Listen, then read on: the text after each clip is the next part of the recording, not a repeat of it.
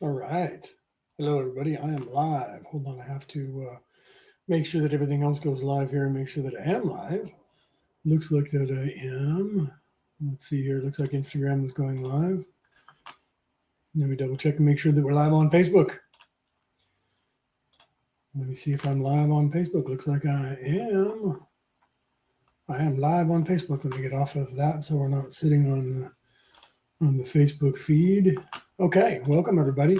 All right, share this out, share this out, share this out. Okay, it's I'm live and went live without any music or anything because I'm not here. Although I do have the over here, I do have the logo still up. I could have took that down, I guess, but I did not. Let me share this out while we're sitting here, and anybody that pops in to the chat, say hello and share this out. So let me go over here to Facebook, and I'm going to share this out as well. So we can get some coverage here, right? Let me get this out into some groups. And if you come in, please share this out into some groups here for us. I'm going to be live doing spiritual Q&A, talking to everybody. We used to do this off camera on a Zoom call, but I decided that we're going to start taking this live.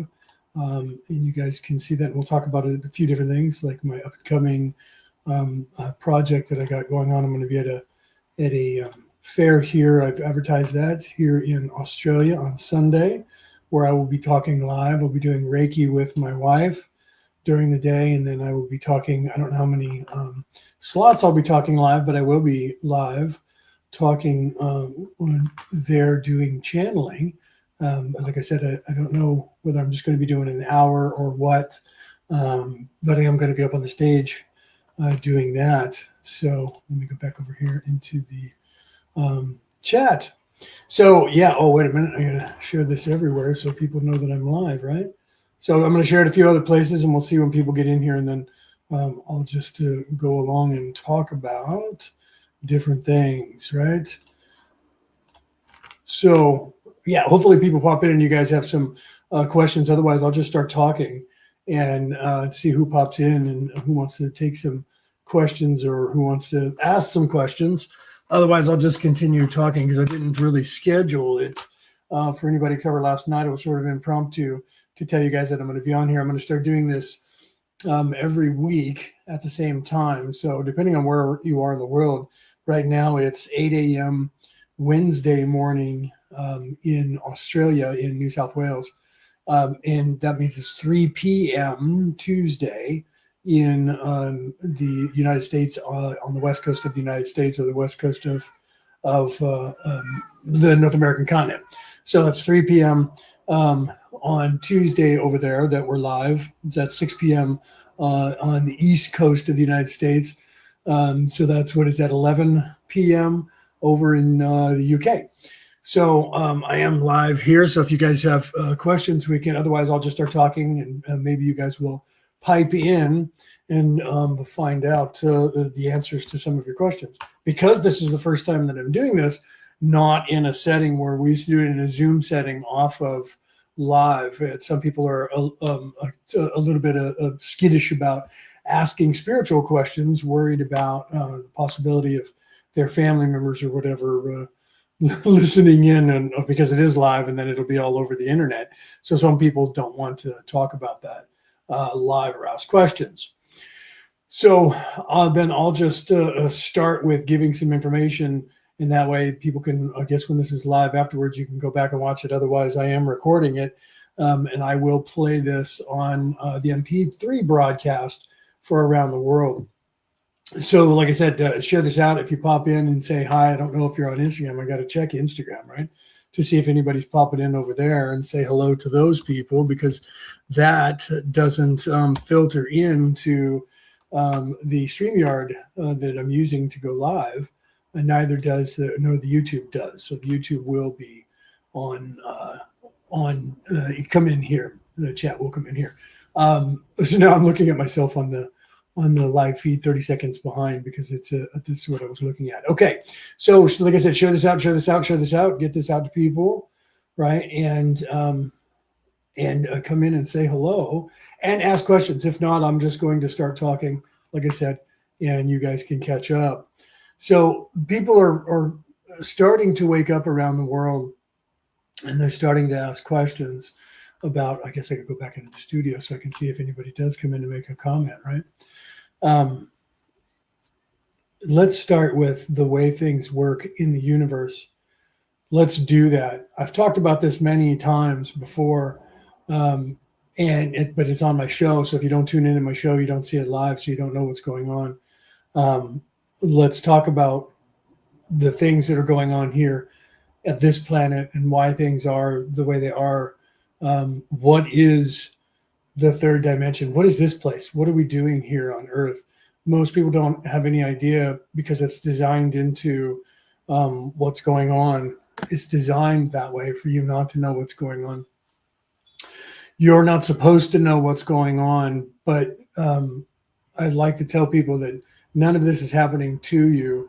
All of this is happening for you, because this isn't something that someone captured you. You have people telling you lies about why you're here, and they design their lies very, very well. They tell you you're a prisoner because some aliens came down here and decided they needed slaves, so they blended their DNA with monkeys and made you. And if that's the case, then everybody on the planet would have monkey DNA in their DNA. So they try to say, well, no, you are a monkey, so your DNA is the monkey DNA. Except that I don't share any DNA with any monkeys. I have an Rh negative factor, and there's many millions of people around the world that have an Rh negative. They don't have a positive. They don't have an Rh positive, which means that there's no monkey. So how can I be a construct of aliens blended with monkeys if I don't have any monkey DNA? And there's millions of people. Anybody that has the negative factor, like type O negative, A negative, AB negative, anything that's negative means you don't have any monkey DNA. It means you don't have any chimpanzee, you don't have any monkey DNA. You're not from here. You were not created by an alien species. You were not created by an alien species to be a slave laborer on Earth. Okay? You were actually created for a different purpose, and you volunteered to come down here. I'm going to share this out some more while we're sitting here. I'm going to share this to other groups so we can get some more people in here. I don't even know who would be interested in coming here. Maybe the time travelers, right? Higher vibration, that's a private group. Let's go to public groups and we'll post it on some public groups and see, right? See if you guys want to tune in for a moment and see that I'm here. Like I said, if you pop in, say hello in the chat. Otherwise, I don't know that you're here, and I'll try to keep coming back over to John. See, John joined on Instagram, and I have to go to Instagram to see the questions there. So, John, if you have any questions over there on Instagram, please feel free to ask questions. I am here to answer spiritual questions. I am also a channel, so I will be channeling. If you have questions for different entities, like, for instance, Thoth or Samael, the archangel, I channel those two all the time. Lord, I channel those guys all the time. Otherwise, you can just ask me questions. I am a minister of four different religions. I'm also a Melchizedek. I don't know if you know what that is. That means that I am awake. I am not veiled in any way. I was born awake. So I don't have the veiling. I don't have the misconceptions and the programming that most people have from here. Sorry, I'm trying to share this out while I'm talking to you at the same time. So if you're still over there and you have spiritual questions, or you just want to know what the hell is going on in the world, the universe, things like that, because some people are like, well, I'm not really that spiritual, but but I can tell you what's going on in the background. I can tell you what's going on with these people around the world and around the universe, especially around the world, right? And you have these people telling you that you're a slave, that you were a monkey, a primate, and these race of people that changes depending on who they're talking about. Up until 2016, it was the Nephilim, and then all of a sudden they became the Anunnaki after Giorgio Tsoukalos in 2015 decided to change the definition of the word Anunnaki from the god Anu to those, a whole race of people. Those from the heavens came, and since then a religion is starting, saying that there's this Anunnaki race, and now the Anunnaki race is the creator race. Before that, no one even knew the name. Zachariah Sitchin translated that back in 1948, translated it wrong, and that's been proven by scholars. So none of that is true. You are not a slave. You were not created as a slave race. You were created and you are trapped here because you volunteered to come down here to be in this place. You and everybody else that is here. And what's really crazy is that you don't even know this, but you literally volunteered. You literally chose to come down to the earth to be in this school, which is the most intense, craziest school, especially in the Milky Way galaxy, where you are trapped and veiled, and you don't know that you are an immortal soul. You don't know any of those things. So you've come here with the not knowing anything. You've come here and you're evolved into a thinking person. I think, therefore I am. And you have a consciousness, and you know that something's going on, and you're down here, and your job, if you so choose to accept it, which you did, your job is to learn and wriggle your way out of this prison that you put yourself into, that you volunteered yourself to. Why? What did I do this for? Why would anyone do that? Because you can learn things here that you wouldn't learn when you are not veiled. You will learn that who you are, more about who you are, more about the universe itself, more about loving, more about caring, more about strife, more about everything that wisdom, understanding, understanding, war, hatred, famine, hunger, life, death, sympathy, empathy. You learn 100 million times more about the universe itself by being in a scenario where you're veiled, where you cannot remember who you are. You cannot remember what's going on. Because of that, you have a clean slate. You have no idea why you're here. You have no idea what's happening to you. You just wake up and you're in a body, a little teeny body, because you're a baby. As a human, you're in a little teeny body and you don't know what's happening, and you're just kind of looking around, and this place solidifies you. This place is a veil that solidifies you. It's a matrix, and it solidifies you. And it literally gets you to the point where you are locked into it. That's its job. Its job is to lock you into this place. That's the job of this matrix. This matrix is designed to distract you, and everything in it is designed to distract you so that you don't start waking up. You don't start realizing what's going on. And this is until different things happen in your life, or in any average human person's life and human being's life. You either go down the road of wisdom and learning, and you start asking questions about what's going on in the world and in the universe. And as you start asking questions, that poses more questions, and then you start looking around at things, you start learning. That starts your ascension. If you don't go down that route of wisdom or love to where you start your ascension, eventually, no matter what, eventually enough things will happen to you on this earth that will beat you down and run you over, to the point where that strife that you feel will cause you to do the same thing. Carl Jung called that the dark night of the soul. When you hit that bottom place where you get tired and you say, man, this can't be all that there is.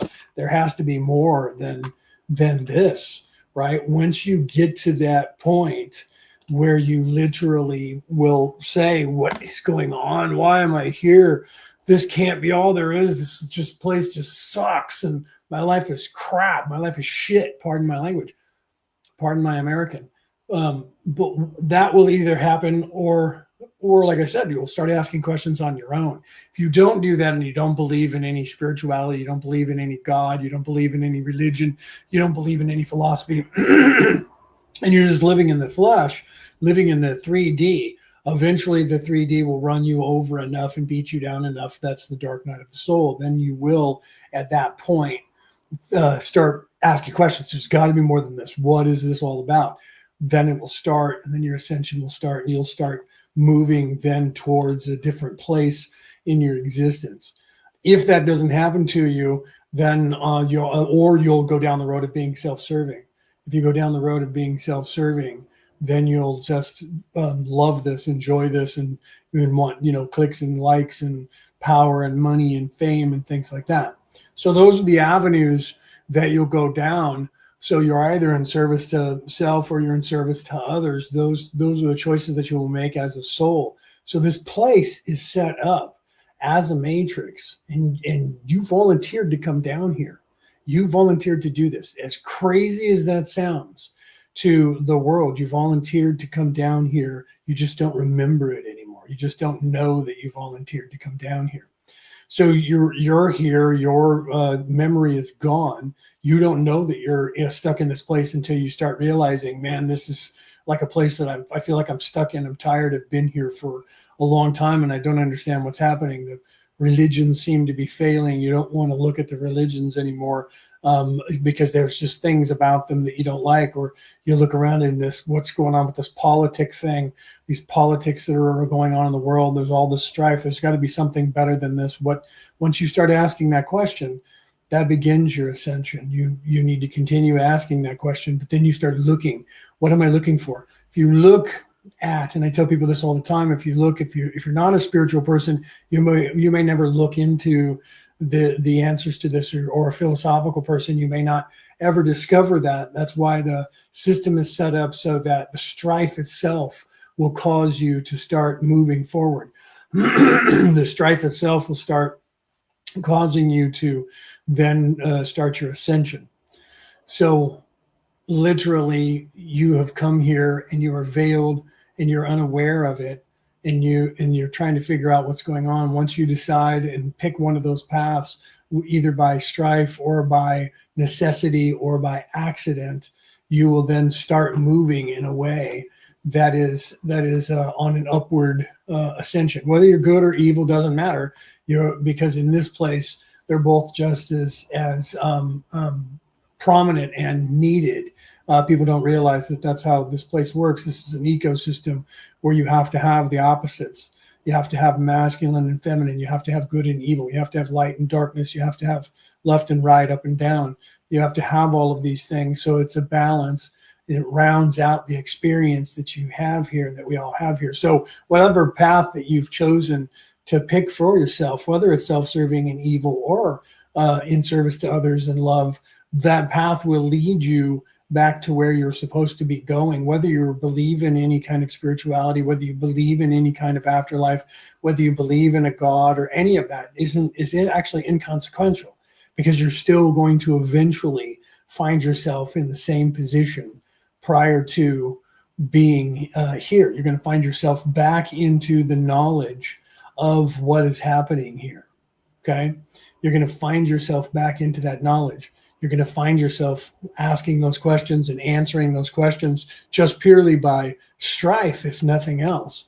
You will eventually get to a point where you start doing that. So the place is designed by the rules of the universe, and in the universe, that information is there for you to find. You just have to learn how to tap into that information. So that happens either, like I said, by in any one of those avenues: the strife, the choosing of being good or evil, or nothing, or the dark night of the soul, or all of the above. Sometimes all of those things happen. You have the dark night of the soul even for a spiritual person. You have a dark night of the soul even for an evil person. You have a dark night of the soul for an atheist. So it doesn't matter, because that moment will come in your life. And it will start you on your journey, whether you like it or not. You can resist it if you're self-serving and you want to stay here and you want to be in control. You can resist that place in your existence and stay in this place as long as you want. That's the free will. That's one of the laws that are set down here. You have free will. You can do whatever it is that you want to do. It doesn't really matter.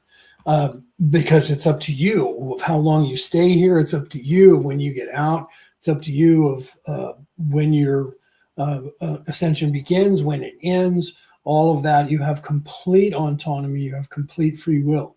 You are not a slave. You were never a slave. Those are tools that are being used by third dimensional beings to get you to be locked into this place more so that they can control you, to keep you here. so that you don't end up doing anything besides staying here. Pardon me while I take a drink. Okay, so for those of you on the MP3 broadcast, I apologize because you guys can't ask me any questions. I'll have to set up an avenue to be able to do that at some point so that you guys will be able to ask questions. For those of you who want to, I do have an event coming up. Let me put on my glasses so that I can actually see that. And I'll talk about that. We actually do have an event that's going to be coming up where I will be live. And that will be, let me look on the screen here. I have my glasses on here. Let me look on the screen. I will be at the Mystic Moon Market this Sunday. This is in New South Wales, Australia. This Sunday, the 21st of September at 10 a.m. to 5 p.m. at the Central Coast Leagues. What is that? It's at 1. I'm actually trying to look at it and they're scrolling on the screen, so I'm having a hard time looking at it. 1 Dane Street, Gosford, gold coin. Then it says gold coin entry. I can't read the rest of my own thing because I have.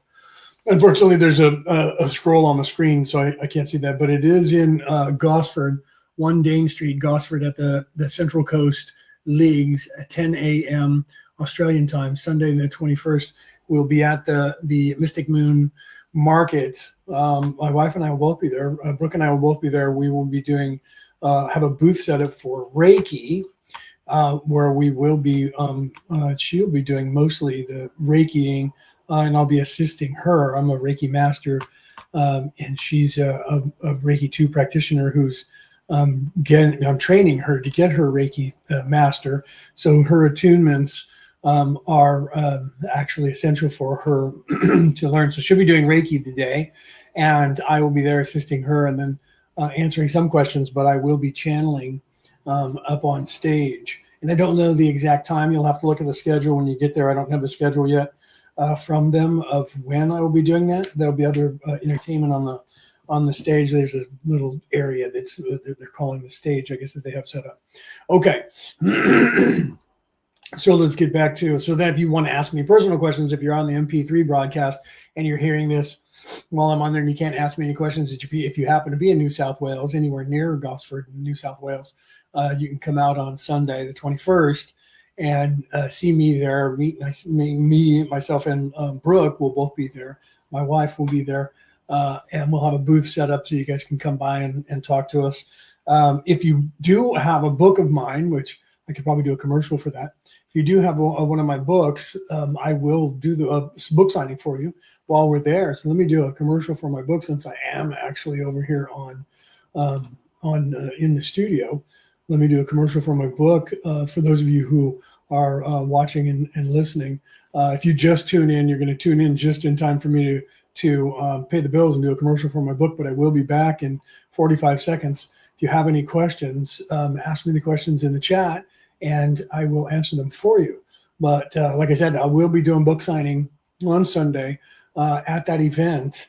If you're over here in New South Wales, Australia, you can come out. So if you have one of my books, I'm not going to be bringing any of the books with me, I don't think, because we're going to be doing Reiki and I'm going to be channeling. So I don't believe that I'll have any of my books available at the event.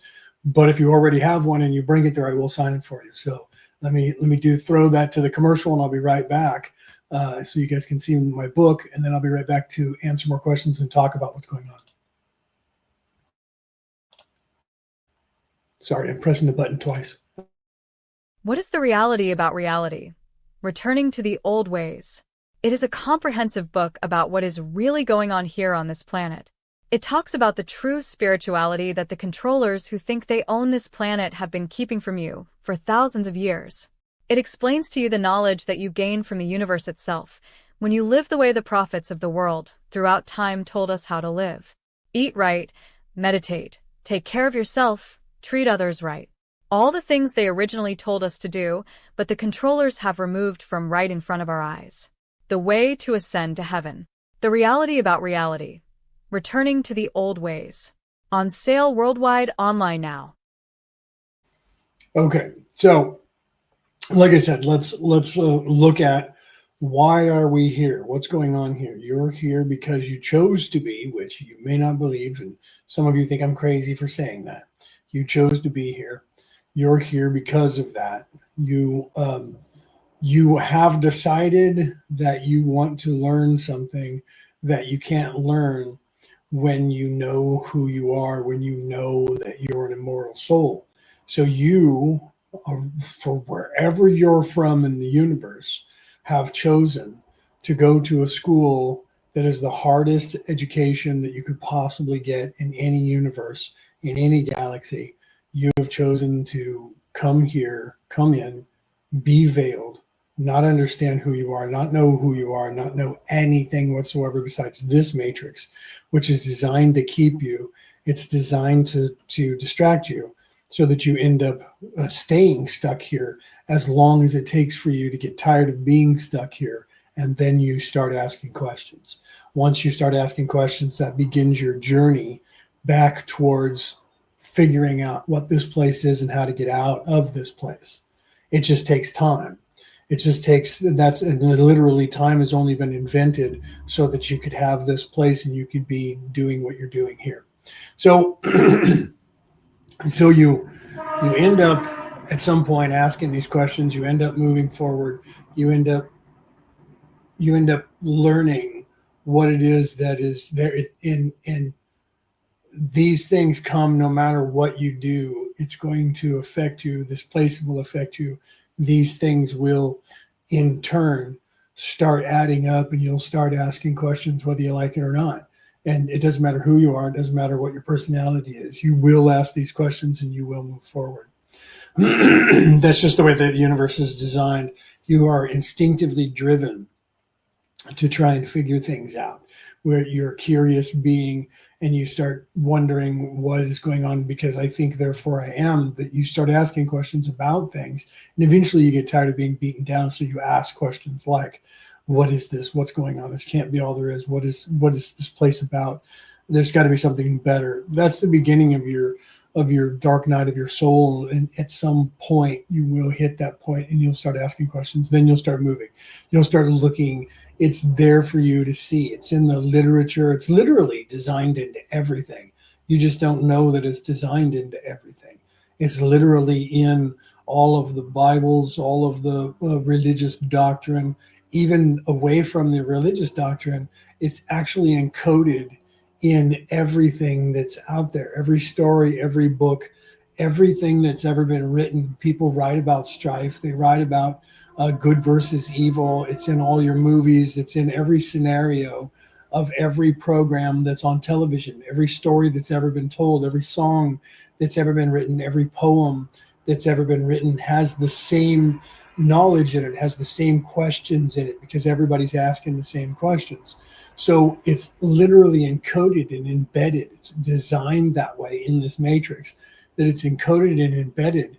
It's right before your eyes, and you don't even notice that it's there in the beginning, because you're caught up by the actual place, the actual event that's happening to you. You're trying to survive this place, and because of that, it distracts you enough to where you're trying not to. It's trying to get you to not notice what's happening to you. In the powers that should not be, who actually do know what's going on, they actually are aware of that. They're trying to keep you distracted from learning that knowledge. So they've done everything that they can do to distract you away from that. They've taken that knowledge out of the Bibles. They try to edit that knowledge from the universe. They try to edit that knowledge from singers writing songs. They try to edit that knowledge from everything, but they can't edit all of it out because people have free will. So it is in there. It's there for you to see. And that's why the highlights in the different religions will say, let him who hath understanding, like with reckon the number of the beast, let he who has the ears to hear, let he who has the eyes to see, let he who has the wisdom to learn. They show you these things. Those are highlights that people wrote into texts around the world in these different religious, philosophical, and spiritual scrolls, texts, tomes, Bibles.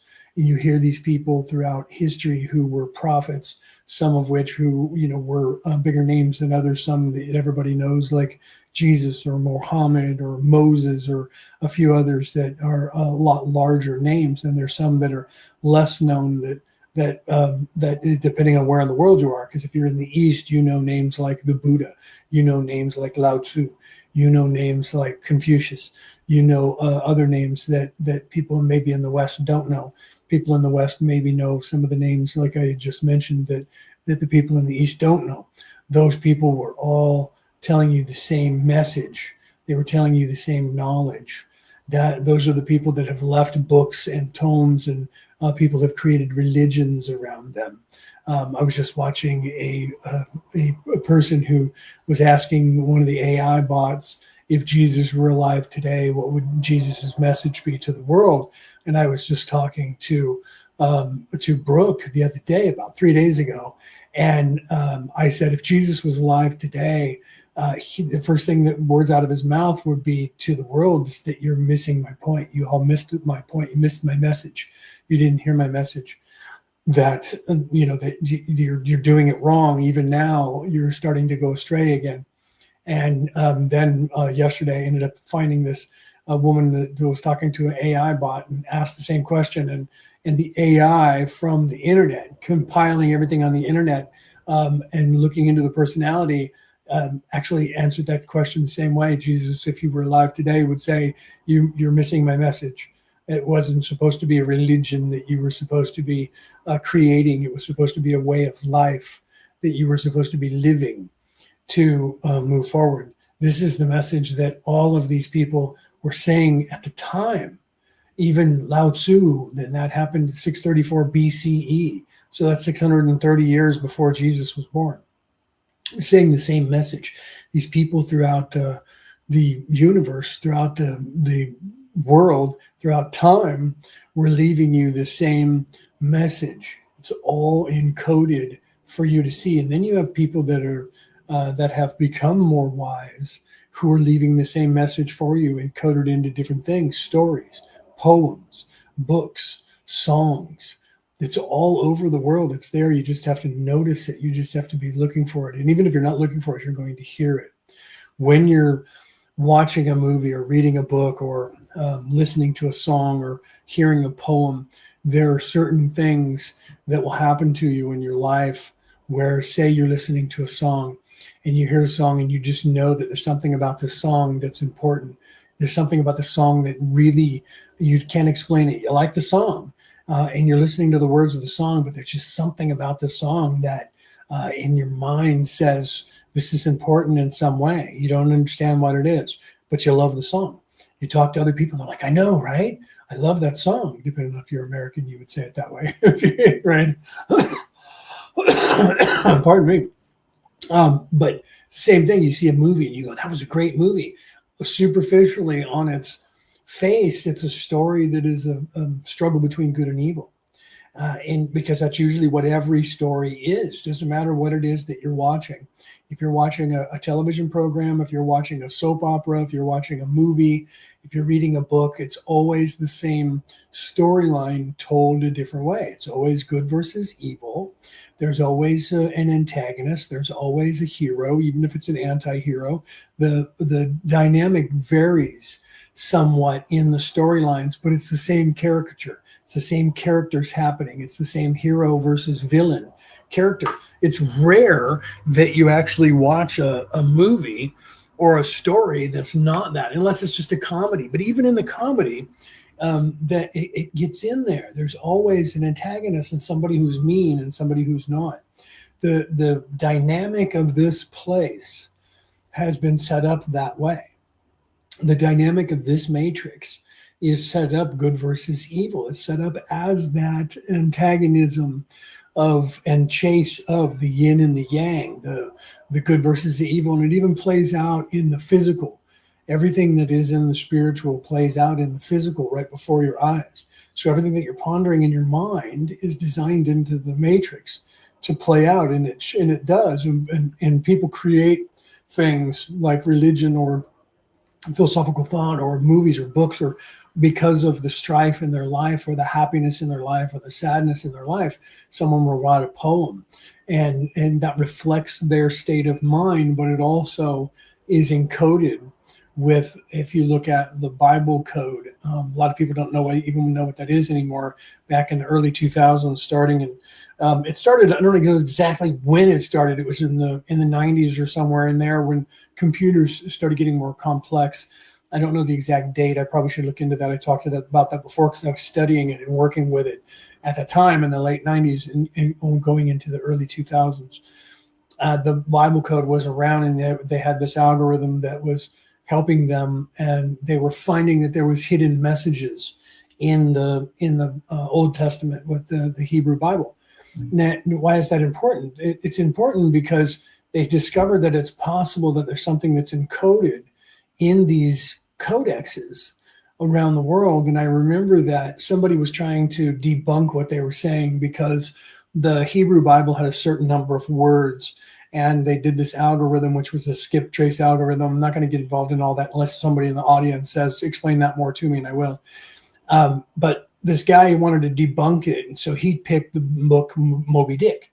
Moby Dick was almost identical in the number of words in the book. So he took the same code, the algorithm that they had. They didn't call it an algorithm back then. I think they were just starting to call it an algorithm. It was a program, algorithm, AI. It all means the same thing, by the way. It's just a different term that people are selling you on this new technology that's AI, artificial intelligence. That's what a program was. It's just designed to learn, so they call it artificial intelligence. Anyways, they had this program that was telling them information, but the information was never relevant ahead of time. They had to know what to look for, and then it would pop up. So after an event, they'd go, look at all this was in there. How did we not know that? Because they didn't have the right questions to look at it. Well, this guy decided he was going to debunk that. So he took Moby Dick and he put the same algorithm in there, and he was getting the same information that they were getting. And he said, see, it's debunked. And I looked at that, being a minister, being a theologian, being a medium, being awake. I said, what if it's in everything?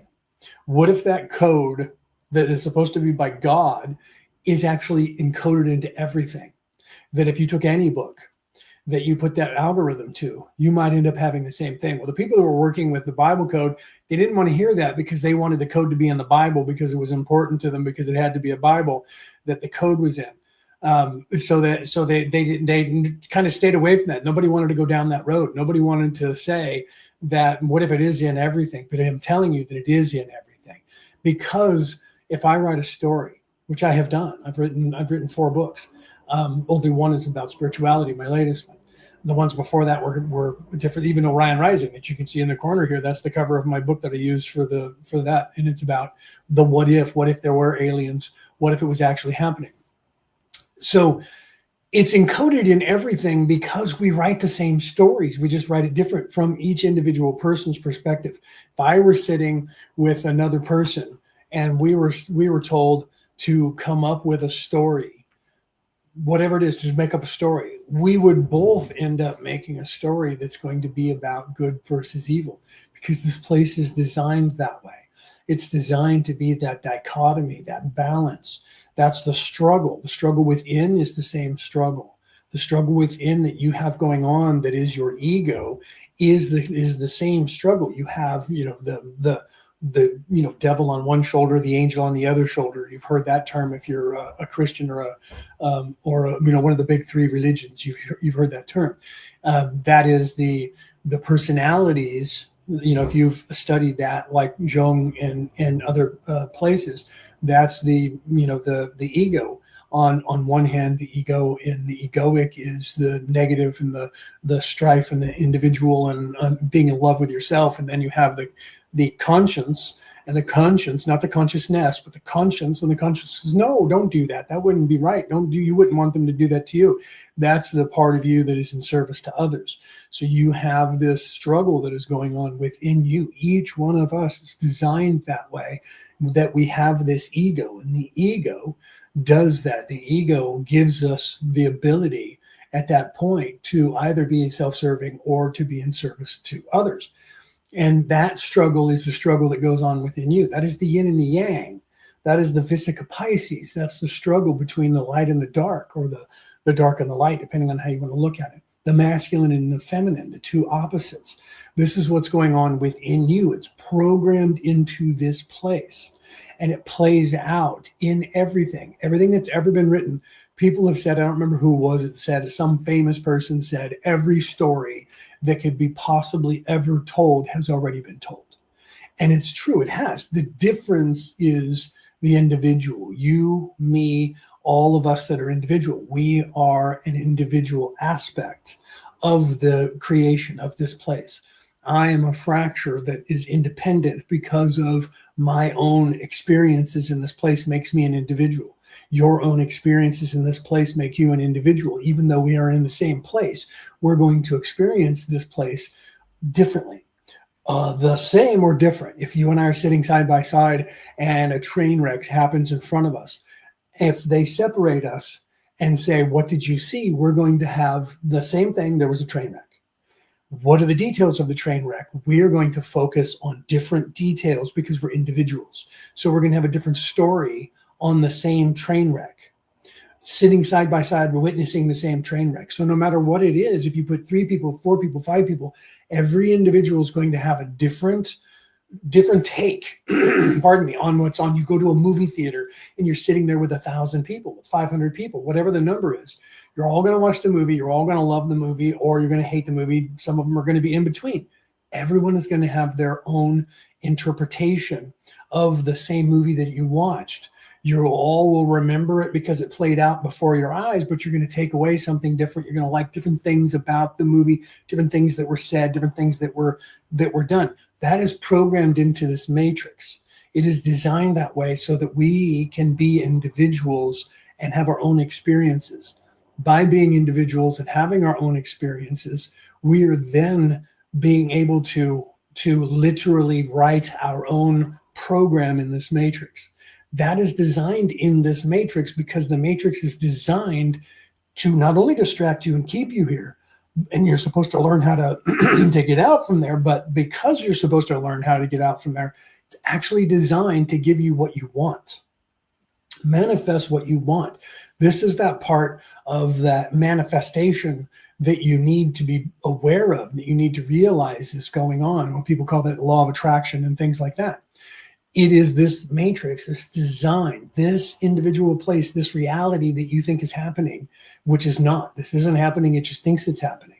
This is designed to give you what it is that you want, to manufacture in your mind and make it so. So you can, how your focus determines your reality. You can change the outcome of this place for you by changing the way you perceive this place.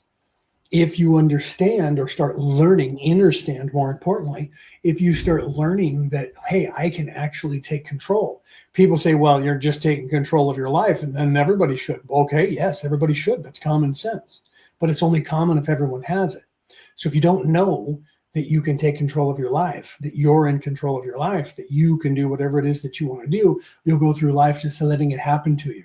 If you think this is happening to you, it will just happen to you because that is what you're manifesting, that I am not in control and this is just happening to me. So you have to start to buy whatever happens to you in your life. At some point, you will start to learn that you can affect this place, and people don't realize that. Well, how do I get out of this place? Now you're doing it. You're asking questions. The second you start asking questions is the beginning of you starting to take you back your control from this matrix, from the people who know about the matrix and that are controlling you by proxy, by controlling the matrix. They're programming things into the things you watch on television so that you are distracted by those things. That's why there's 100,000 million sports. That's why there's 100,000 million songs. That's why there are 100,000 million different things for you to watch on television, 100,000 different channels, whatever the number is in the country that you're in. There are different things that are designed to distract you. This place is designed to distract you. It's designed for you not to figure out that you're supposed to be wriggling your way out of here. You're not supposed to learn that until you're ready to learn it. So you're ready to learn that knowledge will happen to you, whether you believe what I'm saying to you or whether you don't. That learning to find that knowledge will happen to you because either this place will run you over enough and beat you down enough that if you survive and don't commit suicide and start all the way over, you'll go, oh man, there's got to be something better than this. That's the beginning. It's the dark night of the soul. Or you're looking for it. You already start on your own looking for it, and you're like, yeah, this place is beating me down. There's got to be something better. I've looked at the religions. I'm looking at politics. I'm looking at all of these things. I don't want any of that. I just wanted, there's something I want and I don't know what it is. You're driven. You have this within you. It's part of your programming. You're driven to try and learn, to try and understand, to try and know what's going on. You need to, you want to, you feel this. It's out there. It's in the universe. It's designed in your being to survive, to feel, to know, to ask questions. And once you start, that is the beginning of you transitioning and moving away from this place and learning the wisdom and learning the knowledge that you need to learn to move away from this place. It's designed in everything. You just don't know it until you know it. And then once you know it, you can't unsee it. Once you get to that point in your life, you won't be able to unsee it, but you don't need to unsee it because you're at that place where you can see it. It's crazy. It may even sound crazy to you, the things that I just said, but that is actually what happens in this place to you, to me, to everyone. The progression of this place is you come in, say you're born, whether you believe you have other lives or not. Let's just start from that again. Whether you believe that this is the only life that you'll ever live. Okay, let's just pretend that. Take away everything else. I don't believe in anything. I'm just born. I'm just a person. We're all just people. And you completely are locked into this matrix and you're completely 3D. Eventually, this place is going to beat you up so much that you're going to then go, oh, what is going on? There's got to be something else. This is just happening to me. Or you're going to then go, what is this about? Depending on where you are in your development, you will either not care because you want power, money, and fame and control, or you're then going to try and help people. I'm just going to do the best that I can. Eventually, whether it's this lifetime or another one, eventually you'll start asking questions. Once you start asking those questions, everyone does it. It doesn't matter who you are. It's part of the progression of this place. You will eventually ask questions. Take 7 to 10 lifetimes, whether you know this, whether you like this, whether you believe this. I say to you out there in the world, don't believe a word I'm saying. Assume I'm making it all up and look it up for yourself. Because if you're asking questions, you're on your way. So there's a codex. There's a code in everything that is there that is trying to tell you something. And you're not aware of this. So let me go back to what I was saying. When you're listening to a song or you're seeing a movie or you read a poem and you know there's just something about this song. Let's use a song. There's something about this song. I like this song. I really like this song. It's kind of a cool song. I can think of a few rock songs in history that are like that, where they're just iconic. They're really popular. People love them. They're very popular, have always been popular from the time they came out. People are like, it's just a great song. It's a great catchy tune. It's a great thing. But superficially, it's just a song, and it's just kind of about something like, Hotel California from the Eagles. If you're too young, you've never heard that song, you may not know the reference. Or The Man in the Box from Alice in Chains in the 90s. I don't know if you know those genres. If you don't, you should look those up. Stairway to Heaven, go back to the 70s. Stairway to Heaven by Led Zeppelin. These songs are popular even today. And why? I don't know. We don't know. I do, but most people don't. They just know that it's a good song. It's a catchy tune. There's other songs in the modern era that I could go down, but I could also do that with movies.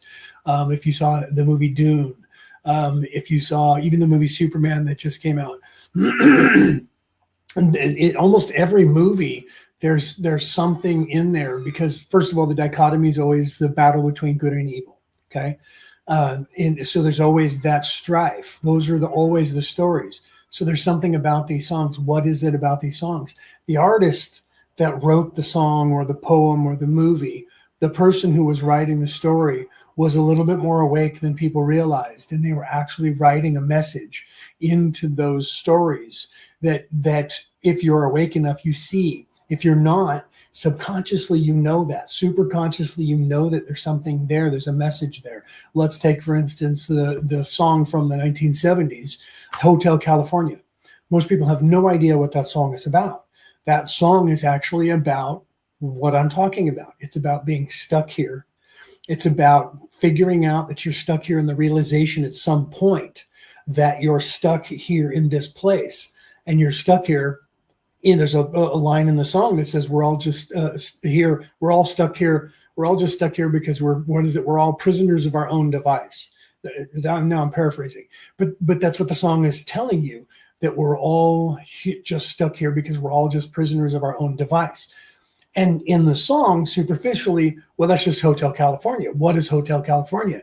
On its face, are you to believe that there's some place that said its name was Hotel California, and you could go and check in and you could never check out? You could, if you're not aware enough or awake enough, you could in your mind make up the story that there was this place where this fake character was driving to, and he saw, and it was called Hotel California, and he went in and he got stuck there and he couldn't get out. Wow, that's crazy. Don't check into that hotel. If that's all you get from that story, then you're still actually kind of getting the codex of that song.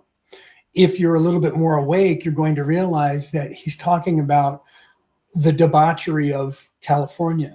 Californication by Red Hot Chili Peppers, also in the 1990s, is another song that's about the same thing.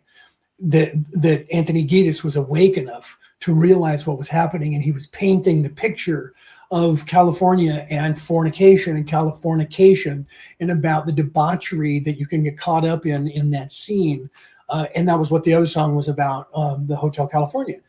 And on the larger grandiose scale, both of those songs, all of those songs were about being stuck on Earth and having to have the realization that you are stuck here, and that you're stuck here by your own device. You're stuck here because you're the one who's staying here, that you can leave when you want to, but you have to realize that until you change your way, you will be stuck here by your own device. You can check in, but you can't check out. So these songs by these people, even though everyone thought they were just some crazy rockers that were doing drugs, they were actually very enlightened and understood that and wrote that in their song in a way that could get past censors, in a way that could be left there. The people back in the past writing scrolls, ancient manuscripts that we call Bibles, did the same thing. They told you this information came from a god. Some people would be like, well, that's crazy because that's not real and that's fake. Depending on where you are in your development, you're going to believe one part of that spectrum. You're either going to go, no, that's real. It's all fake and it's all just made up and I'm just living my life and everybody's just living their life. That means you're locked into this matrix in 3D, and that's where you are in your development. There's nothing wrong with that. That's just where you are until this place beats you up enough to where you go, ooh, there's got to be something else. You will continue down that path. If you're anywhere else on that spectrum of wondering and wonderment and question, you will then at some point look at these things, and you, if you're not already asking questions and looking, you're looking for an avenue. What is it that's out there? There's got to be something more than this superficial thing. You're asking questions now. That is the proper thing to do. Once you start asking questions and looking, you'll see that it will pose more questions. Unless you talk to somebody like myself who is more awake, who can explain it to you, you will continue to ask those questions and look. That's okay too, because you're going to then eventually become me. You're going to eventually become the person who knows more about what's going on here than anyone else. And then everyone's going to think you're crazy, who is not at a level close to you or above you.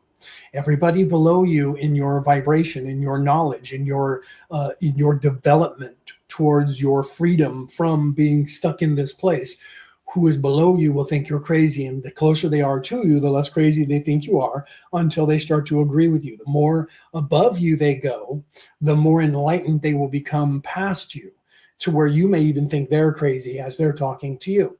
But as you move up, you'll think they're less crazy. But the people that are further ahead of that, you're going to think are crazy. It's just designed into the matrix to do so. So when someone like me starts talking, if you're nowhere near where I'm talking right now, If you're below that, you'll think that I'm crazy. If you're above that, you're going to go, he's talking basic stuff that everybody should already know. So depending on where you are past where I'm speaking, around me, below me, above me, you're going to be the way you perceive me and the way that you think. If you come in here, you hear me talk, you go, this guy's crazy, burp, you take off.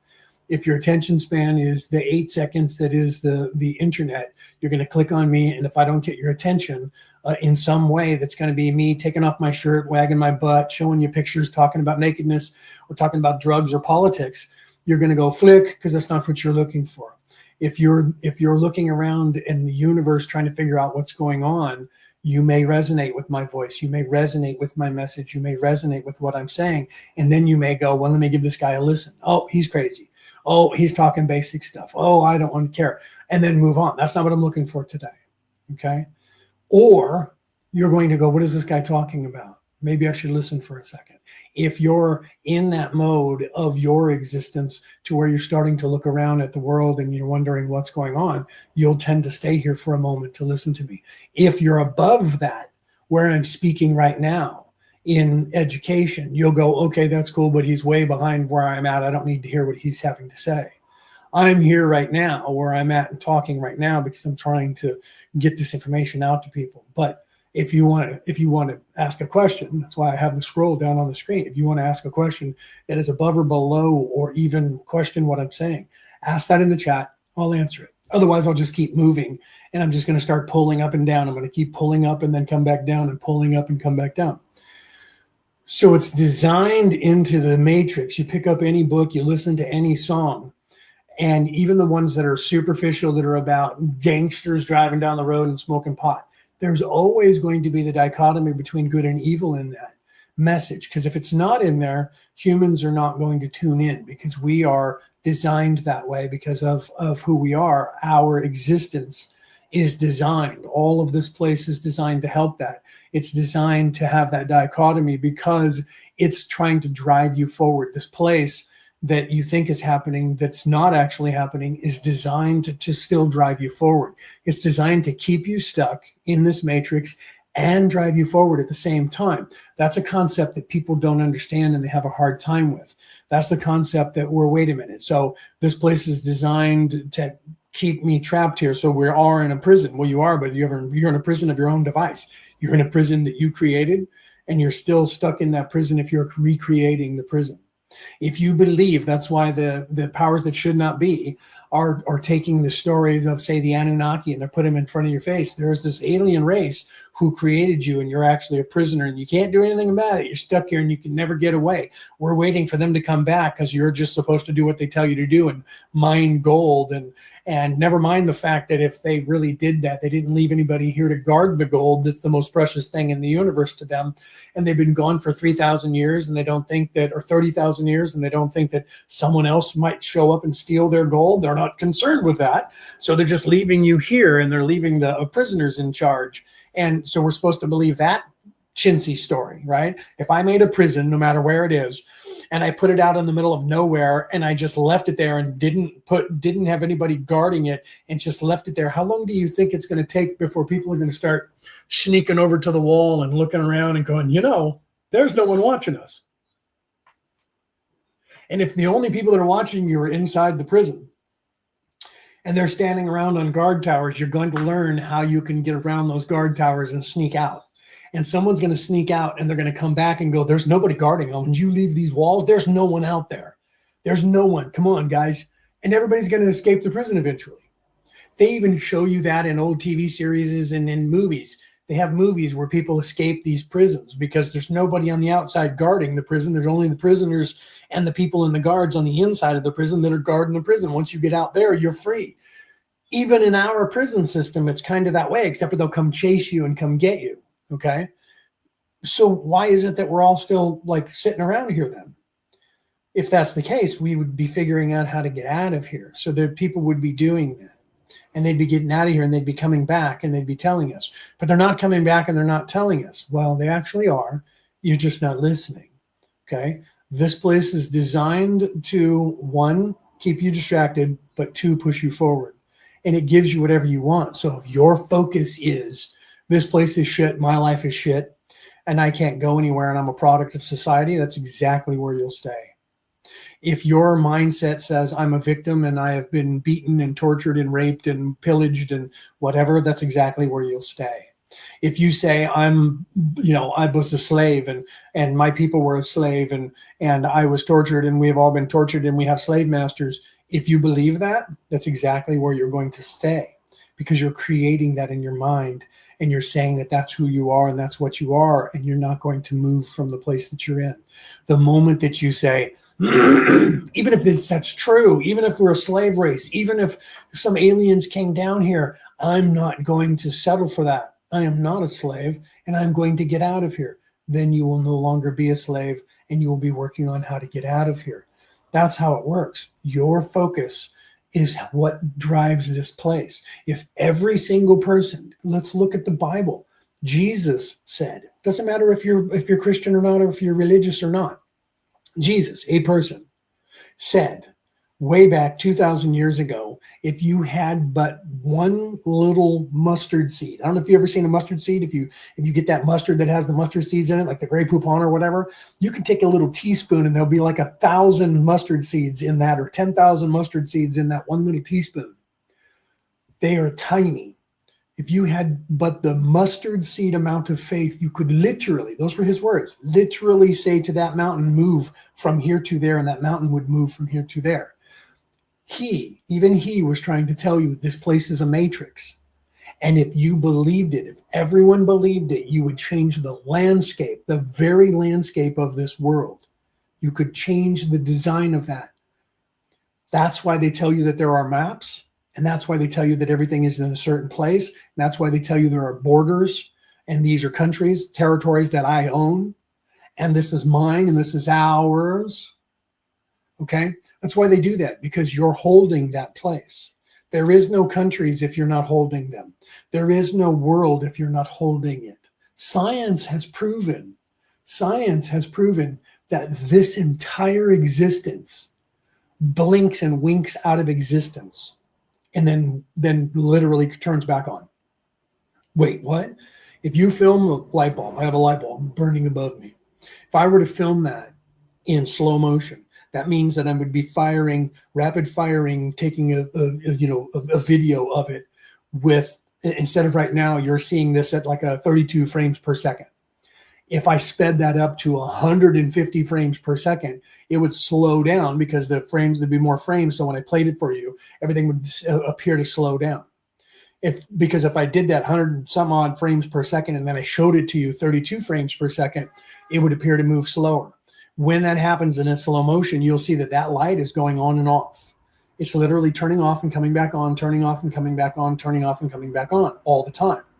Science has now proven that this entire reality is doing the exact same thing, but it's blinking so fast that we can't perceive it. They were able to perceive it because they were able to speed up the shutter enough on stuff to realize and predict that this entire place is literally winking out and coming back on, winking out and coming back on, like, I don't know how many times, but something like 1 million times per second, but it's happening. Okay. What does that suggest? That suggests that someone is literally turning it back on. We, all of us, by our consciousness, are holding this place in place. We are creating and recreating this reality nanosecond by nanosecond. You, me, and everybody else. So if you're part of the creator, not the creation itself, that means you have a say, because that's what we're already doing. This is what all of these people in history, Jesus, Muhammad, not just in the religions, in the philosophical world of scrolls and history that we have. Every single person who was enlightened, who left behind a message, the message they left behind was that you, me, and everybody are in control of our destiny, not just because we can do things, but because we are a part of the collective consciousness, the collection of how this place is created. What you think about yourself will determine who and what you are. How other people perceive you also plays a part in that. If you perceive yourself the way other people perceive you and they perceive you in a bad light, they're going to look at you and go, that one's a bum. If you believe what they tell you, you're going to be that bum because you're going to see yourself as that. If someone says to you, that person is a bum, I think you're a bum, and you go, I'm not a bum, and I'm going to show you that I'm not a bum. I know I'm not a bum, and I know that I'm going to do this. You will then do things, not because they motivated you, but because you decided you're not that. I'm not that at all. I don't know why that person sees me that way. So it's always good to find out how other people see you. The reason for that is because if you're doing something or acting a certain way that is painting a picture to people that is not what you want them to see you as, you don't need that energy. And if all of that energy lines up against you and they see you in a certain light, that's going to start pushing that light onto you, that narrative onto you. So if everybody in your family starts telling you that enough, you're going to either start believing it or you're going to get rid of those people and move on to prove that you're not that way. That's what they call the law of attraction. So eventually then you'll show those people and they'll go, wow, okay, you were a success. You were just a dumb kid. The same thing is in this matrix. The matrix works the exact same way. That's why we all work that way. This place works that way. This place is designed to give you what you want. And if you say, I'm just a slave and I'm just a nobody, then this place is going to give you that scenario. The powers that should not be, that are in control and try to control the world and think they own the world, they know that. And they're doing that to you. You have to be able to figure out how to fight against that. Eventually it will happen. Like I said, going all the way back. Eventually it'll beat you down enough to where you'll say, there's got to be something better than this. And you'll start looking around and asking questions, or you already have started doing that. If you started doing that, you're on the right path. Just continue to ask questions. You don't have to be religious. You don't have to be spiritual. You don't have to be anything. The only thing you have to be is on your own path. The only thing you have to be is asking questions, because that'll make it quicker. You don't even have to do that. All you have to do is live your life as yourself. And eventually you're going to start doing it naturally, because this place will then start rewarding you. You will reward yourself, and this place will reward you with what you're doing if you continue to do it. If you're consistent and you say, I want to make $1 million, eventually you're going to go, I'm going to make $1 million, I'm going to make $1 million, I'm going to make $1 million, I'm not making $1 million. Why am I not making $1 million? Now you're asking questions. Well, I'm trying to manifest it. I'm going to manifest it. I'm going to manifest it. And then you go, well, it's not manifesting. Why? Well, then you have to go, you have to learn. What about this matrix? Pardon me, I got phlegm. What about this matrix will give me $1 million? You learn the matrix. You look around and you go, okay, there's this thing called money. I'm looking for $1 million. So I need dollars. How do I get dollars? That's when you're asking the questions now. You're trying to figure out this matrix. How do I get the thing that I'm looking for? I'm looking for $1 million of dollars. How do I get $1 million of those dollars? I need dollars. Then you start working on ways to make dollars. And that's got to be easier. I got to make dollars faster. Now you're changing your programming of yourself, and you're saying, I need to do something different that's going to make me more dollars faster. I don't want to work so hard for my dollars. I want to work less hard, and I want to make dollars. Now you're making changes within yourself, and you're learning the matrix. You're learning how to make dollars. And now you're trying, if you continue to learn that and work at that, you'll get better at it. You'll get better at it, and you'll make more money, and you'll make it faster. Eventually you'll become whatever, whatever, CEO of a company, create your own thing, influencer. Eventually you'll learn that learning curve. You will learn that learning curve at a necessity, because you have an end goal that you're trying to reach. I want dollars, and a lot of them. So that means everything that you do has to be about making dollars, making money. Always, everything you do has to be about making money, because then you'll make money. If you're trying to become a doctor, everything you do has to be about becoming a doctor, and you'll become a doctor eventually. If you want to become a cheerleader, everything you do has to be, you have to live it, you have to think it, you have to sleep it, you have to do it. Everything you do in the place of doing in this matrix has to be on that end goal. This is why we teach people to write things down and to say, what do I want to do? And have a vision board and say, what do I want to do? Same thing happens in a spiritual respect. It doesn't matter what you're doing in your life. I want a better life, Leo. What do you want? Let's start asking questions. I want to get off of this world. I want to get out of here. Now you're talking in the spiritual realm. So that's a different book than get a job. That's a different book than get a career. That's a different book than get an education, although it has something to do with all that, because you have to survive here so that you can have this knowledge and learn this knowledge. So you have to find the goals. What do I want to do? What am I here for? Are you here in a way that you right now are looking for a spiritual? Are you here in a way right now that you're looking for a better job and a better education? What is it that you're here for? You have to ask yourself that question first. What am I doing in my existence? Do I believe in politics? Do I believe in religion? Do I care about any of that?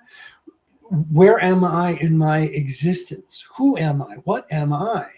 What do I want? Write that down. That may change once you start writing that down. But you have to write these things down. You have to look at that. This is what we teach, okay? This is what we're going to tell you. This is what I tell you, and anybody like me, unless I'm a charlatan, then I'm going to try and rip you off for money. I'm going to get you addicted to me, and I'm never going to tell you how to get out of things, and you're going to just keep giving me money. Once you start realizing that scenario is happening and somebody's doing that to you, realize that they're not going to ever give you anything except for you giving them more money, and they're going to try and keep you around to give you more money. That's what corporations do. That's what churches are doing today. I'm not saying that every single person in the church is, and don't think I'm coming from an atheist standpoint. I am a minister of 4 different religions. If the churches today are designed as corporations, they want you in the chairs. They don't want to teach you the knowledge of how to get off this rock. They keep telling you, wait here. We'll show you the parts in the book that tells you, wait here. We're coming back in a bus, Volkswagen van. And Jesus is going to be driving it, or Muhammad's going to be driving it, or Moses is going to be driving it. And he's going to have a guy next to him who's this old white dude with a big long beard, or a Jewish guy with a big long beard and a robe and this really big book. And he's going to look for your name in alphabetical order. If your name's in there, you get a seat in the bus, and then he's going to drive home. That's what they teach you. They're not teaching you what all of those people were teaching you. They're not teaching you what Muhammad was teaching you or Jesus was teaching you. They've turned it into some sort of zealot thing. Don't get me wrong. You can ignore that zealotry, go there every day and find your way. Okay? I am a minister. You can go there and find your way, but you have to be aware that they're not actually teaching you anything except for going around in circles and keeping you here. Ask your pastor that. How do I get to heaven? Well, just keep coming here and we'll show you how. How do I get to heaven? If you were going to tell me how to get to heaven right now, in 1,000 words, how would I get to heaven? By listening to the book. What about your book? Do that. Force them to tell you that. You're going to find that most of those clergy are actually trying to help you. And you're going to find that 95 to 97% of them are actually trying to do what they can within all of that. So one-on-one, they're going to do that, but they have to officially do the official canon on the mass. But one-on-one, they're going to be able to talk to you a little bit better. You're going to find that it's not them that's corrupted. It's at the top. The dynamic of the church is designed to have parishioners. They're a corporation, and they're trying to have a Starbucks on the corner of on every corner. A Starbucks, a Starbucks, a Starbucks, a Starbucks, a McDonald's, a McDonald's, a McDonald's, a McDonald's. They're doing the same thing. But the individuals, you go to McDonald's and the individual behind the counter isn't trying to open up franchises all over the world. They're just trying to make money. The same thing, they're trying to do their job. The clergy in these churches are trying to do their job. But you also have to do your job. You have to look at yourself and stop waiting for someone else to do it for you. Even Jesus was saying, and people are waiting for Jesus to come back. Jesus was saying, you need to look within yourself. The message of Muhammad, the message of every single person and every single philosophical, which has become religious, and a religion, all of the individuals who created that way, the Tao Te Ching, the book of the way, that's what those words mean. The Tao means way. The information they were giving you was the way to live your life. All of them. That's what I'm teaching you. The way. What is the way? The way is understanding that this place is designed to give you what you want. It's designed as a prison, but it's also designed to give you what you want. The prison will keep you here if you let it. If you learn that this place is going to try and keep you here. How do I get out of here? Now you're learning and you're asking questions. So you have to take responsibility for yourself. You have to decide, I do not want to be living my life the way I'm living it. There has to be something better. I need to know what that is. What is that? Those are the questions. Question is the answer. Question is the answer. The first step of knowing a trap is the first step of avoiding a trap is knowing of its existence. So you have to realize I'm in a trap. Were we created by aliens? Are we in a pile of goo and there's robots sucking our energy? None of that's important. No is the answer to both of those. No is definitively the answer to both of those, no matter what they tell you. There is no Anunnaki.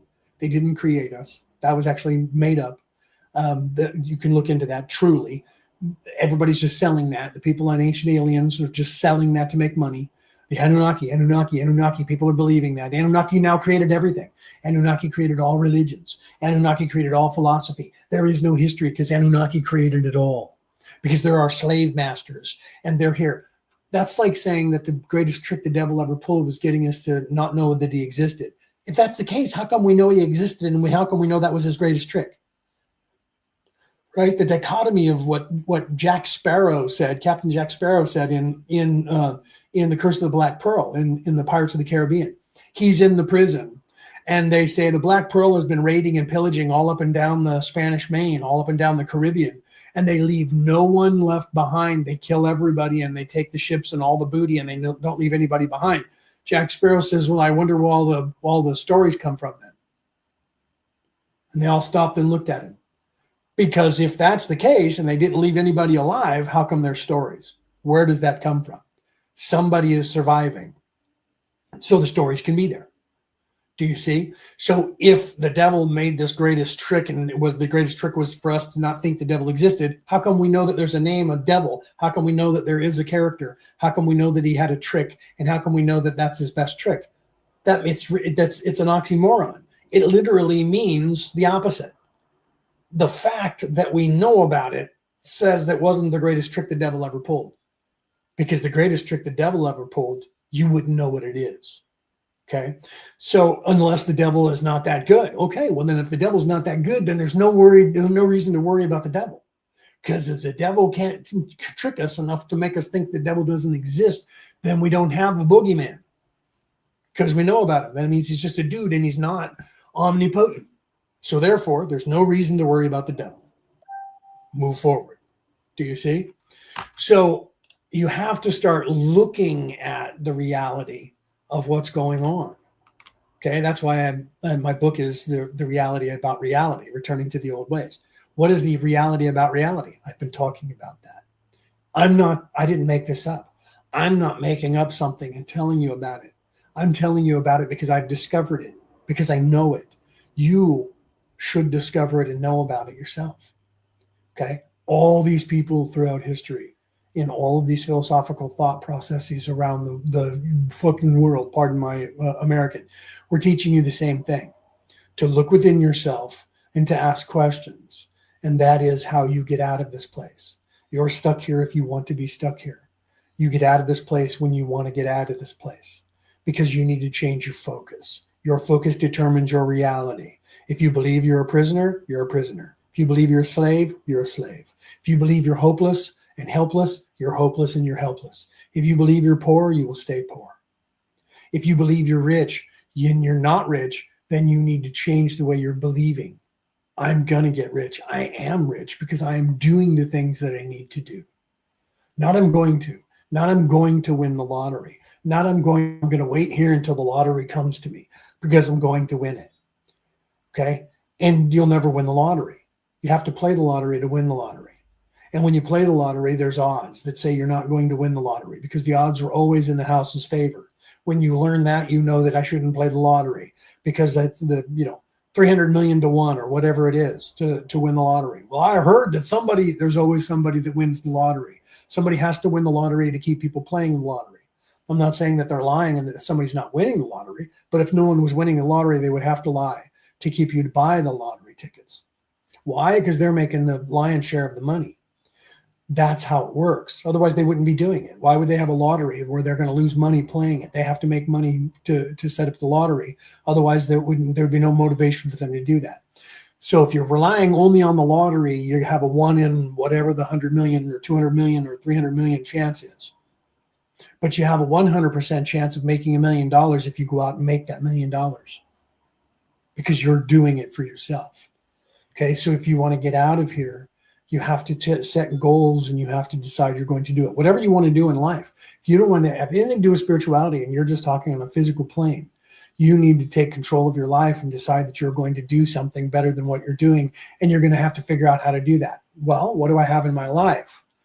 Well, I don't have any money and I'm poor and I'm this and that. And this, okay.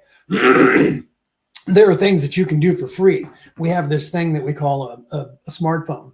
And on this smartphone is the collective consciousness and the collective knowledge of the entire human race and the entire existence of the human race. Whatever job you want to do in your life, there are like 10 or 20 million people on this earth that have made videos for you on how to get there. Okay. Whatever it is.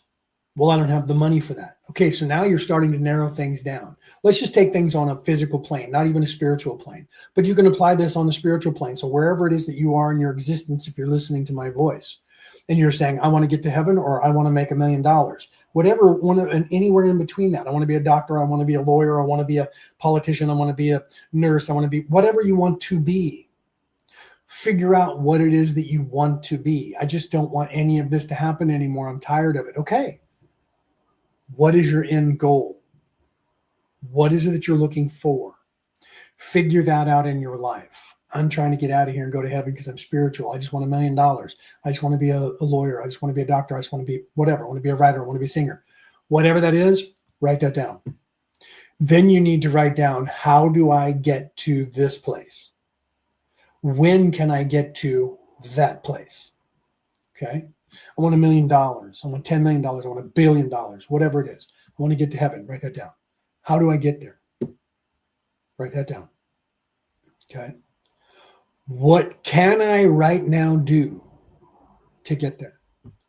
Not, I can't get there right now. Obviously, I can't get in a ship and I can't go to heaven. I can't just go to the bank and have $1 million. So there's something I have to do between where I am now and where my goal is, whatever that goal is. Okay. If you want to get to heaven, what do I have to do to get to heaven? I don't believe in heaven, but I just want to go back to where I came from. I just want to find out what's going on in you. Whatever that is, that's your goal. Money, fame, power, glory, songwriting, nursing, whatever that is, better job, whatever that is, focus on it. This is what I want to do. How long will it take me to get from where I am now to there? I have no idea. Okay, but it's a start. What do I need to do to get to that place? How can I get to that place? Now you have to find the avenue. I want $1 million. That's a blanket thing. I just want to be rich. That's a blanket thing. There are a bazillion ways to get rich. You have to find one of those that's going to take you on that path. Okay, so if you just want to get rich, that is a blanket term that one of any paths can take you on. You have to now find which path that is, which avenue I'm going to take to get to that end goal. If it's going to heaven, if it's becoming a better person, if it's getting off of drugs, if it's whatever it is, you have to find the avenue that's going to get you there. Okay. How do I do that? Well, one, you can ask somebody questions, find somebody like myself who can help guide you on those things. If not, you can look these things up. What do I need to do? I want to become a nurse. How do I become a nurse? Now you're asking the right questions. Then you're going to say, well, how do I become a nurse? Then you look that up on your magic tool. You ask the magic machine, how does a person become a nurse? And then you're going to get avenues. Well, you need to go to this college, or you need to go to that school, or you need to go to this school. Okay, I don't have the money just to pay for that school. Now you're going, now you've gone from, I want to be a nurse to, I have to go to this school. Okay, now you know you have to go to that school. How do I get to that school? Well, that takes money. Okay, how do I have that money? I make this amount of money right now, but I need that amount of money. So what do I need to do in my life now to change my life to make more money so that I have that money that I can put aside? Then you have to decide what you are going to do here. Do you see how that process works? That's the process that works for everything in this matrix. It's how the matrix works. It is that simple. The process on how this entire matrix works is by process of elimination. What is my end goal? How long will it take me to get there? What do I need to do to get to that end goal? What are the things I can do from right here where I am now that's going to start me on the avenue that's going to get me to that end goal? How long will that take me? Let's be realistic. Let's not be fantasy. Realistically, if I want to be an RN, it's going to take me 3 to 5 years probably. I don't know exactly because I didn't research that. Let's say it takes 5 years. That means I have to start now, and it's going to be 5 years. Do I want to invest 5 years of my time to become that? Because I can't quit. Because if I do, I'm going to waste my time and money in my life, in this precious moments of my life, doing something that I don't want to do. So is that really what I want to do? If you say, yes, I'm going to do that. I want to do that. I want to help people. I want to become a nurse. I want to become a doctor, whatever that is. Then you go down that avenue. Everything's going to come back to money. Okay. Everything's going to come back to money if it's in the physical plane. Let me say it again. Everything is going to come back to money if it is in a physical plane that you want to do. If you want to do the spiritual and figure out how to get out of here in the spiritual, unless it's, I want to become a pastor, I want to become a minister, I want to become a leader of people in the spiritual. That's also going to take money, because then you have to have a piece of paper like I do. I don't have it on the wall behind me, but a piece of paper that says, I am a minister. Okay. So that's going to take money again. It's going to take an education. It's going to take money. So everything starts with, I need money, because that's how this matrix works. That's what they've done here, is they've turned everything into, you need money. Okay. So in the beginning, it's going to be, how do I make those extra monies? How can I do that? Is there any plans wherever I live in the world that in my country has assistance so that I don't have to pay as much? You look into those things. Who knows the knowledge? Find that person. Now you're asking the right questions, and you're looking for that avenue, and you're finding your way through life. It's not as difficult as you think. There's a learning curve to this matrix. It is difficult. That's why there's people like me who have come here to guide you. It's a difficult place, this matrix. It's a difficult world, this world. Okay, because good and evil both exist here, and they have complete freedom of whatever they want to do here. So you have a 50-50 freedom. Good and evil can do whatever they want here. They can be mean and evil and nasty, and then good people are stopping them from doing that. No, you can't rape. No, you can't pillage. No, you can't bomb people. No, you can't murder people. No, you can't take over the world. We've already decided all of those things are a no. No, no, no, no, no. And anyone who tries that shit, we get mad at them and we stop them. No, you're not doing that. Stop. The Germans tried to take over the world in the 1900s, early 1900s. The world said no. Then they tried it again in 1900s and the 1940s, and the world said no. Okay, so they've stopped since then. Okay, we're not going to do that then. So you have different people that try to do that in different ways. We're going to take over the world, and they'll continue to take over the world until the world goes, no, you're not going to do that. Okay. How is that happening? That happens when everyone in the world realigns in the matrix for one process. Okay. The Germans tried to take over the world in the early 1900s, 1910s, right? 1918, I think, or 1913, 14, somewhere around there. They tried to take over the world. It took a while, but the world went, whoa, no. And the world fought back and stopped them. Then in the 1940s, they tried it again, 30 years later. And the world went, no, and stopped them. It took a little bit less time. Then they stopped trying to do it. So it takes a while for the entire world to get behind something. But when the world gets behind something, it happens a lot faster because the world is now behind it. Okay. So you can work your way through this place as an individual without having to have the whole world helping you. But you can get other people to help you. There are other people that will give you their attention and give you their energy and say, oh, I'm happy for you. I'm so glad that you're doing that. I'm with you. I'm so glad that you're doing that. I hope you succeed. That person, whoever that is, friend, family, whoever that is now giving you positive energy to add to your positive energy. You need like-minded people that way, that are positive, to help you, because this place, there's enough of that bombarding you in the opposite. This is why earlier on I said you should really pay attention to how other people perceive you and see you, because the energy that they're pushing onto you, if it's negative to you, is making it harder for you. You're walking against the wind. You have a wave that's pressing against you. It's making it harder for you, whether you're aware of it or not, to succeed in what you're doing. So you need to look at those people around you and find out why it is that they're looking at you that way. If they're people that you just go, okay, that person needs to no longer be in my life, you cut them out of your life. Eventually they'll forget about you because they're not seeing you and they're not focusing on you, and they're not, you can block them on Facebook or whatever.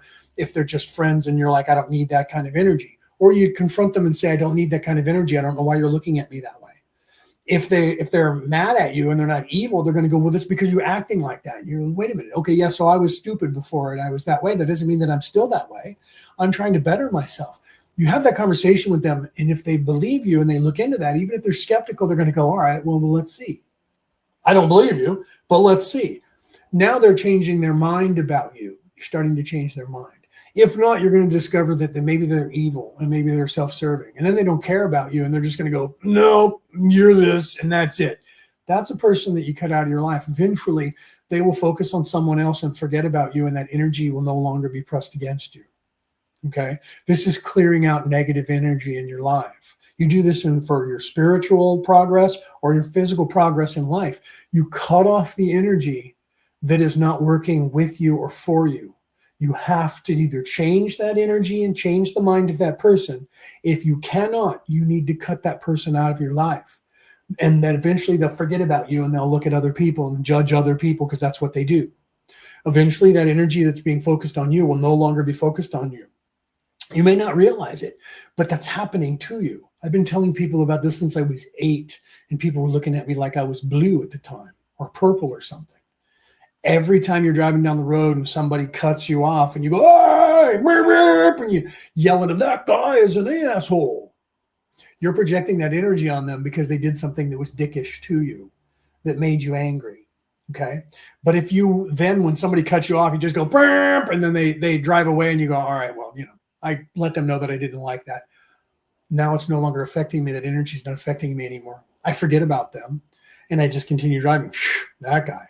Okay.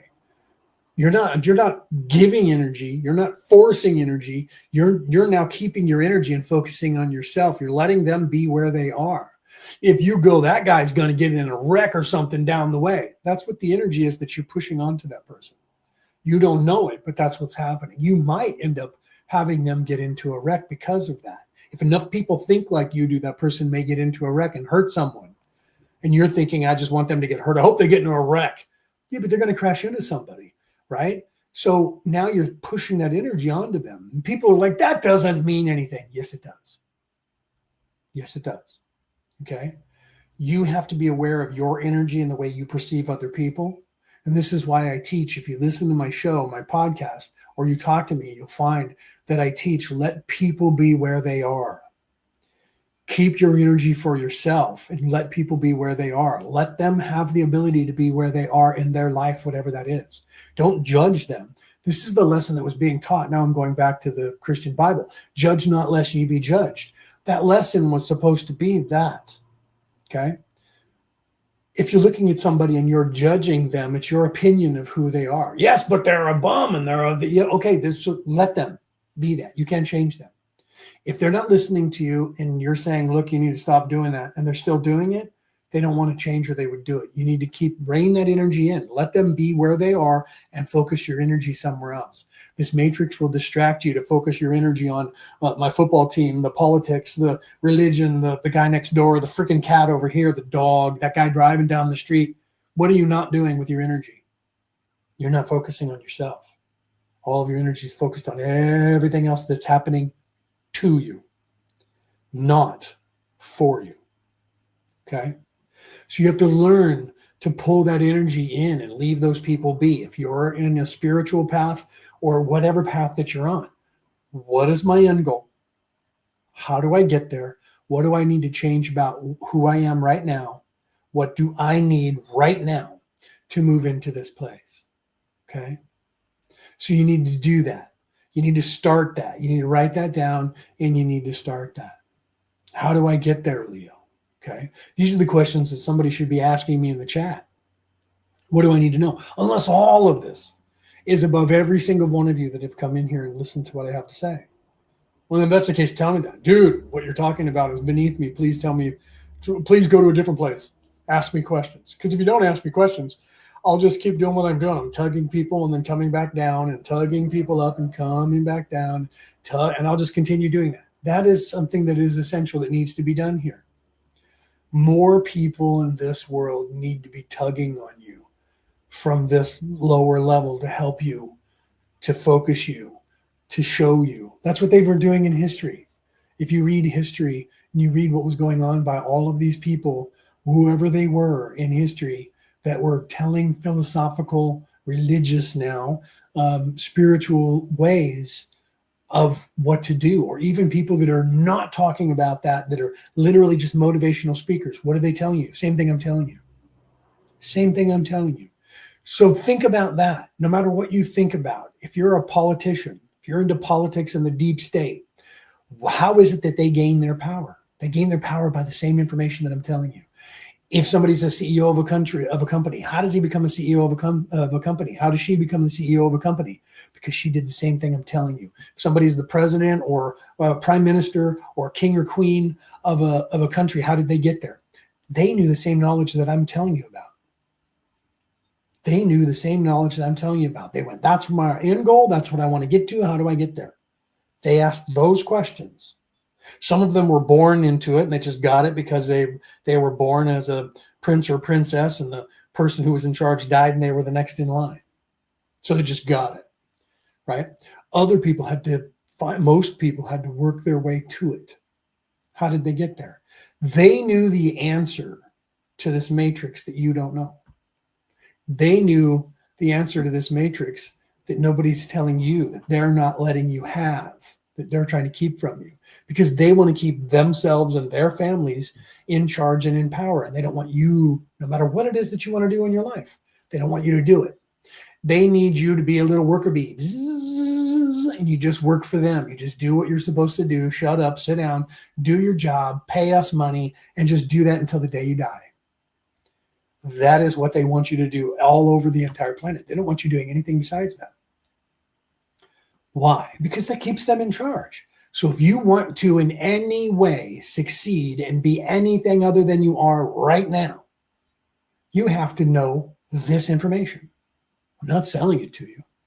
It's there for you to take. You just have to know that. I'm not selling it to you, giving it to you. All you have to do is take these tools that I'm handing you. Okay? That is what all these people in history were trying to tell you through everything.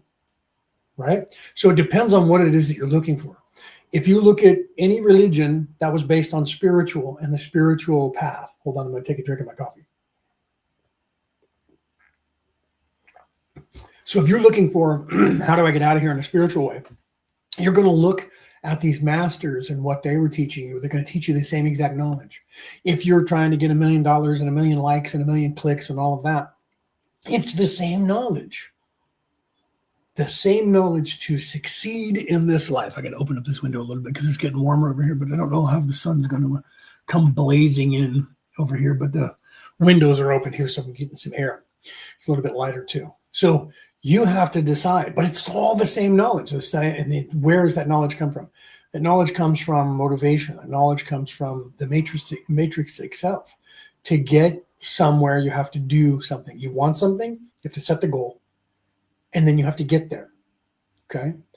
And what does it take? It takes time and it takes money. Time is free. It's just happening. So you have nothing but time. You have time. You don't have to pay for time. You just have to pay for the other time, the things that you need to learn. That time is the things you need to do to get you from point A to point B, okay? Whatever that is in your life. If you want to get to anything, whatever that thing is that you want to get to, you have to point at it and say, that's where I want to be. When do I want to be there is the next question, right? How do I get there? And when do I want to be there? So you have to look at how do I get there? And the how do I get there is going to tell you how long it will take to get there. So then you're going to say, okay, if I need to, to become an RN. Let's go back to that. If I want to be a registered nurse, it's going to take me, say it takes 5 years. Okay, now I know it takes 5 years of education. Okay, so that means that I need to be able to get that education that will take me 5 years. Can I get that education in exactly 5 years, or will it take me longer to get that 5 years worth of education? Do I want to spend that 5 years to continue doing that? Do I have the will to continue doing that and take 5 years of my life to do that? Then you say, okay, I have to live my life now, and I have to have a little bit more money, and I need to have that time. So now you go, where do I learn that information? And can I learn it while I'm still doing what I'm doing now in my life? I have a job and I work these hours. Okay, so say I work daytime. Now I'm going to need to go to night school. Can I do it online? Do I have to go to a college? Now these are the questions that you're asking for that, no matter what it is. You're going to ask those questions. Now, how much money is that going to cost me? Now, what do I need to do to make that extra money? What can I change about my life that will allow me to have more money so that I don't have to get another job, right? So now you have to start looking at your life and being responsible about yourself. What am I doing? Am I doing nothing but fast food and having other people, make food for me so that because I don't want to do that myself? Will it be cheaper if I do that myself? Can I save a lot of money? How much money could I save if I just cook things on my own? Well, I don't want to do that. Okay, so you don't want to change your life at all. If you say that, people go, no, I don't want to do all that. I just want to, you just want to live. Okay, so now you're taking away from being that RN and you just want to live. That's your end goal, because that's what you're saying that you want to do now. Well, no, I want to be that.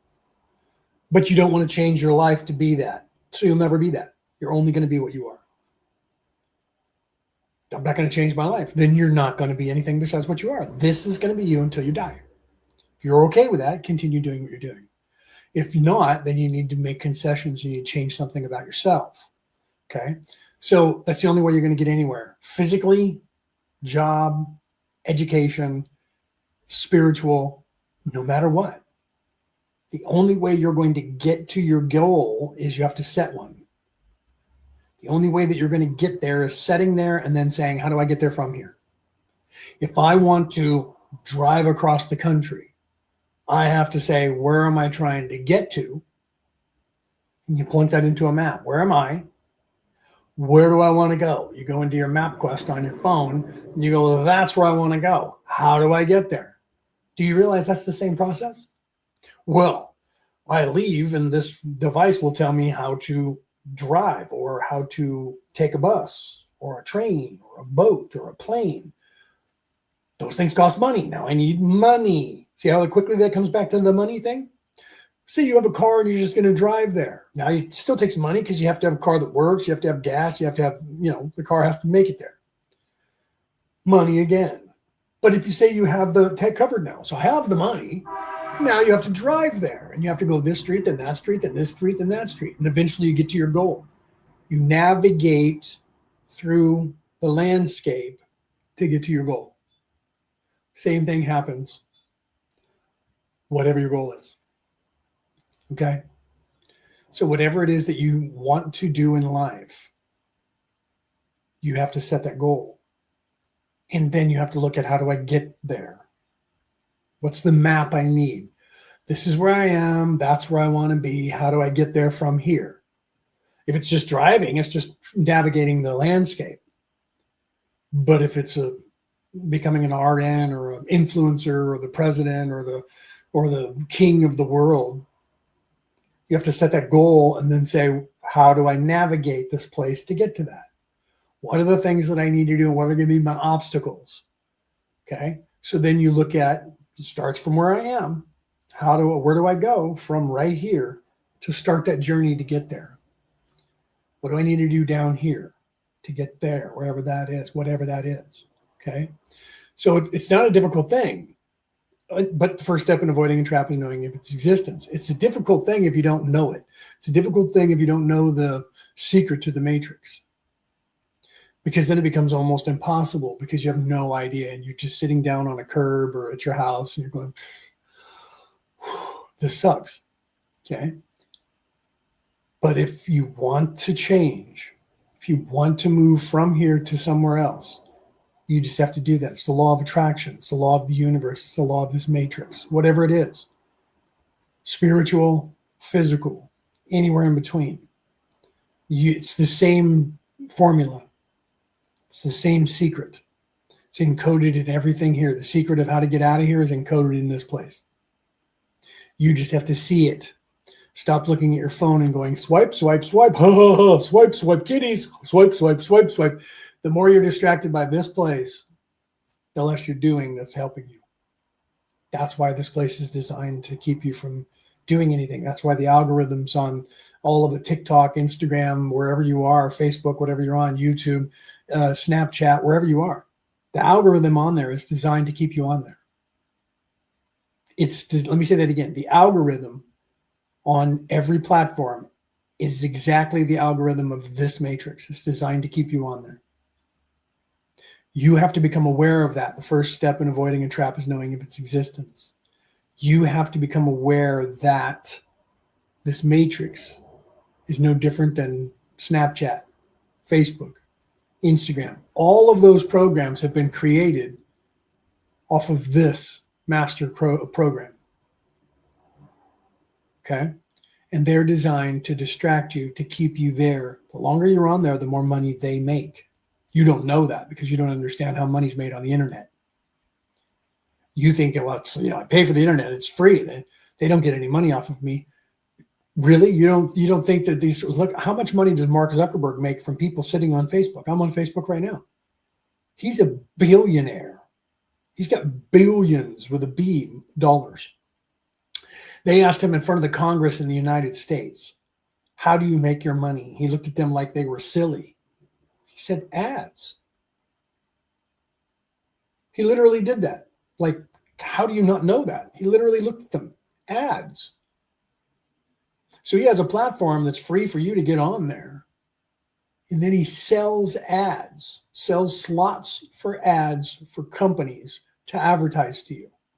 He also collects your data, and sells that to companies so that they can target you. Because he collects all of what you do there and what you're looking at. Same thing with Google. Okay? That's how the internet works. Same thing with TikTok. They collect all of your data, everything that you watch, and they sell that information to companies who create commercials that are on there that don't look like commercials. Watch this video before it gets taken down. Here's a hack. The hot dog diet got me shredded. Do you want a secret that they don't want you to know about? You can do this one little thing in your ear and hear perfectly for the rest of your life. But keep watching my video until the end, and I'll tell you how to do it. And then they're selling you a product of some sort. Click here. It's an advertisement. It's a commercial. They pay people like me to say things to you to get you to click on that. If you look on there and then some guy says, you know what you're doing wrong? This is how I can teach you how to make $1 million by sitting at your house and doing nothing. Click on that person's page and watch their videos. All of their videos are videos to sell you how to make money. I said this when I was young. I said, if you want to get rich quick scheme, because everybody has a get rich quick scheme. Listen, if you do this and you sell this product, I can make all kinds of money. I have this and it's just a new product and I can sell all this kind and I can have all kinds of money. Do you know how you make all kinds of money? You come up with an idea of how other people can make money and you sell them that idea and they pay you money to learn how to make money. That's what those things are. They're clickbait and they tell you, make this. This is what people are doing all over the internet and you can be making money. Quickly start doing this before everybody does it. And that person is telling everybody how to do it. And when they tell you how to do it, the products that you need, the programs that you need to do it, those companies are paying that person to get you to click on those and pay those companies for it. And he's getting paid for it. But he's telling you, you can do that, but you need this program and that program. You can use any program you like, but these are the 2 programs that I like that'll help you do that. So if you go there from his link, he gets paid money from that company. It's called being affiliated. So you click on his link from his page and go there and pay them. That is recorded to the people that are there that you went to, and they know that he's the one who referred you and he gets paid. So he is getting paid by coming up with those schemes and posting the videos and leaving them there. And the more people that click on those videos and go to those places, he gets paid from. So his get rich quick scheme is telling people about get rich quick schemes and then selling them on the products on how to do all that shit that he's not doing. What he's doing is recruiting you to go and do it. And he's not doing anything besides making videos on how to recruit and how to recruit and how to, for all the different things. So you go and look at his site, you're going to find that he's selling all these different ways of making money. He's not doing any of those. His way of making money is selling you the way to make money. His get rich quick scheme is get rich quick schemes. Selling you a get rich quick scheme that he's not doing, that you can do and make pennies. And he's got 10,000 of those, or 1,000 of those, or 500 of those. And everybody that clicks on his page and goes and does any one of those things, he gets paid for. So his get rich quick scheme is that page and all of those videos that he's getting paid by all of those people to advertise. He's not doing any of the things he's selling you. He's getting paid for you trying to do those things. And if you go and you fail, it doesn't matter. He got paid. So if he gets 1 million people to try it and one person succeeds, that one person is going to be happy. The other 999,999 are going to fail, but he still gets paid because you signed up and you had to pay them to try it. And he gets paid by it. Okay. So that person figured out the matrix and how it works. And that person decided that their job and how they were going to get rich was by telling you how you could get rich, knowing that you're not, because everybody that clicks on it is going to be doing it. And he's creating a market where everybody's going to be doing the same thing that you're doing. Okay. And that's not cutting into his money, because his money comes from you going there and trying it. Do you see? That's how people do things. That's what the advertisers do. You don't know that. You're like, I got to get in on this. I got to do this quick before everybody else does it. It's rare that you find something that's brand new that you can get in on from the beginning. If you ever do that and you get in there, you'll know that it's brand new, and then you start doing it and you will make money at it. Okay. Until it's on the stock market, wherever the stock market that it's on. And then the corporations, the big corporations take control of that. And then all of a sudden you'll find that your money stops flowing. You won't make as much money, or you'll get lucky and ride that up to the top too. Okay. That is luck. That's like winning the lottery if that ever happens. Okay. You can play the stock market and do that. I've read several books on that by people who have made a lot of money. A lot. They're, like Charles Payne over in the United States, one of the richest men in the world. He's written like 3 books. I've read them all. You can make money on the stock market, but you have to understand the algorithm of how the stock market works. Okay. And that algorithm is designed, and he even says that it's actually working because of the algorithm of the human condition and how the humans buy and sell and when they buy and sell. The stock market is driven by the collective consciousness of the earth. And he's aware of it. So are the people that are running the stock market. They're aware of that the collective consciousness of the human genome, the human personages around the world drive the prices up and down. They control your mind to control those prices. They attempt to control those prices. They orchestrate things that will cause you to panic or to buy. They do that in everything that they do. I was a retail manager for 15 years, okay, or about 12. In that time period, we could tell when a corporation was doing that, where they would advertise something and they would say limited edition. And they would say it's going to be out at this time. And we knew that would create mass hysteria and everybody would want one, okay? So we knew that we needed to have one of those. We needed to have many of those because we would make money at it. People who were in that business or entrepreneurs and acted like entrepreneurs would see those trends in the market. They call those market trends. They would see those trends in the market. If you can predict those trends in the market or control those trends in the market, you can make money. What does this have to do with anything, Leo? You've been talking about this, and now you're not talking about the matrix. It is the matrix. They are looking at the algorithm of the human condition, and they're focusing your attention on something to create a scenario where you want to have one limited amount of something, collector's amount of something. And then everyone runs out and buys it. They don't even need it, but they need to have it because it's a collector. It sits on their shelf. And they go, look, I bought one of those. And you're like, well, how much is it worth? Same as what it was worth when I bought it. but I bought one. I have one and you don't. Okay, so I don't have one and I have the money that you paid for that. You have that sitting there collecting dust with money. Yeah, but I have that. So now in their mind, prestige says, I can brag about that. But if you don't care that they have a blonde-haired doll, then to you, you're like, whatever. But to them and anyone else who wants one of those blonde-haired dolls, that becomes more expensive. But if there was enough of them and everybody has them and no one cares about them anymore and you go to sell it, you're going to find out that it's worth less than you paid for it and it never accrues price. That was designed to sell that to you and then designed for everybody to forget about it. It was something that no one else was going to care about. Collector can that's a special color for a beer. And you go and you get it and you put it on your shelf and 25 years later, people go, why do you have a 6-pack of beer sitting up there? I've noticed that. It's always up there. Oh, that's the special can that came out in 1972. My grandpappy bought that. Oh, really? So what's that? Is that like gold or something? Well, no. Have you looked at trying to sell it? Yeah, it's like 50 cents. So nobody cares about it except for people who drink that beer. And the people who drank that beer at the time that needed to have that can are long since gone. No one else cares, but you're still holding on to it because grandpa had it. Now it's important to you because grandpa had it. That's it. It's not important to anybody else in the world. When you die, they're going to throw that away.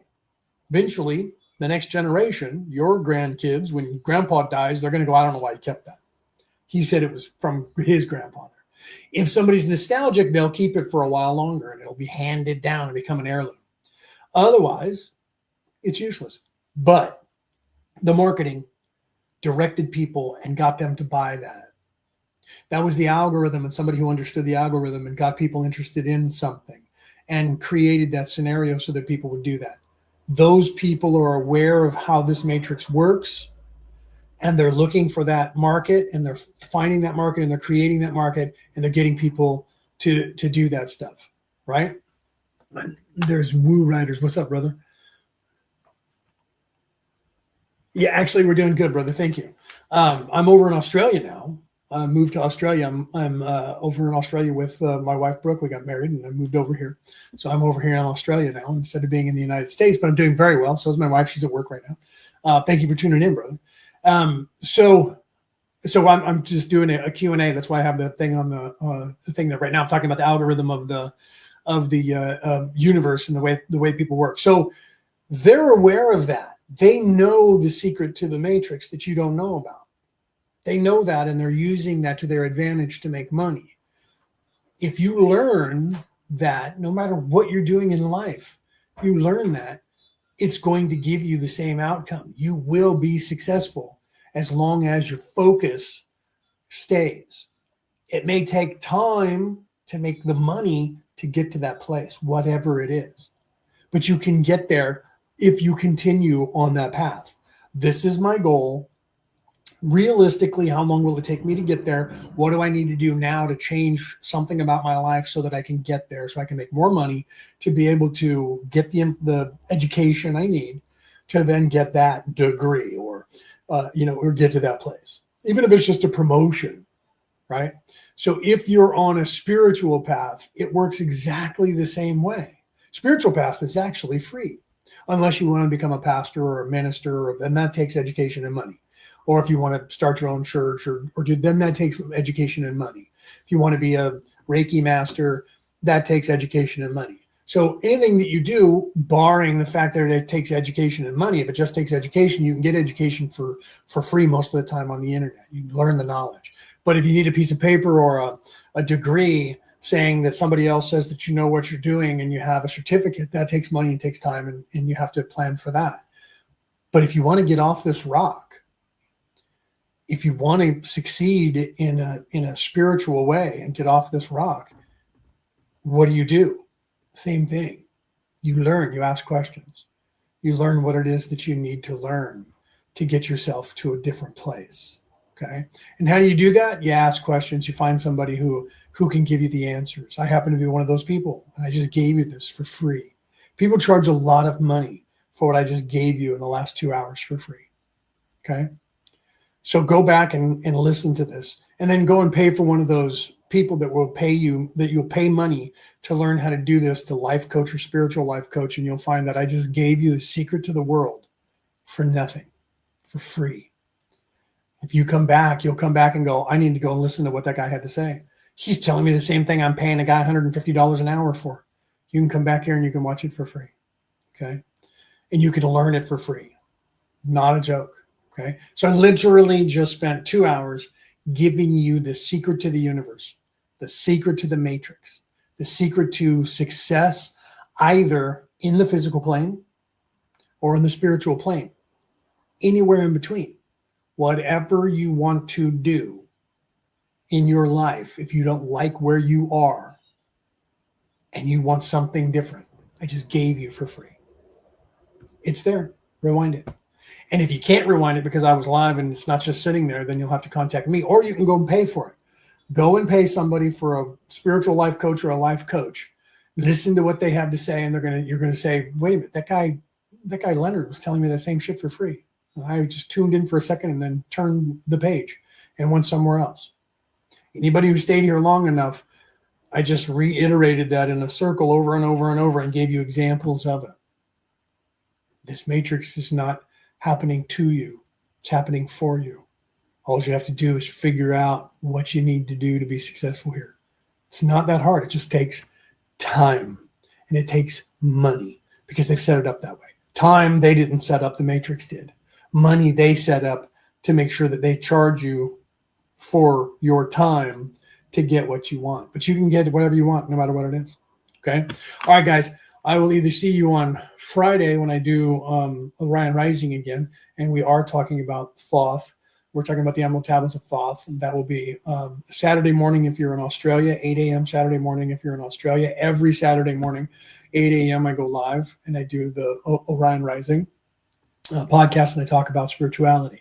But I also talk about the deep state and the other things. And you can ask me questions online live. If you're listening on the MP3 broadcast, you can only listen to my voice afterwards because I'm not broadcasting live there at the same time. You can't answer questions. So that's 8 a.m. Saturday morning. That's if you're in the United States, in the West Coast of the United States, that's 3 p.m. Friday night, the Friday prior, because it's a time thing, which is 7 hours behind London time, or 8 hours behind London time. So you can figure out where you are in the world from that. And I talk spiritual. If not, and if you're anywhere in New South Wales, especially anywhere near Gosford, you can come out and take a look on my Facebook page and on all the platforms. I have a commercial up there. I'm going to be there. My wife and I are going to be there on Sunday. She's going to be doing Reiki. I'll be assisting her with the Reiki. I will also be giving information and talking like I am here, giving you coaching, spiritual life coaching, and I will be channeling on stage there. And I don't know the exact time. Once I get that, I'll post it. If not, at the event, we'll know exactly when I will be on stage there, and I will be channeling and answering any questions for people that are there. If not, I'll be giving a message that anyone who is in the building that can hear my voice will be able to get also for free, like I did today.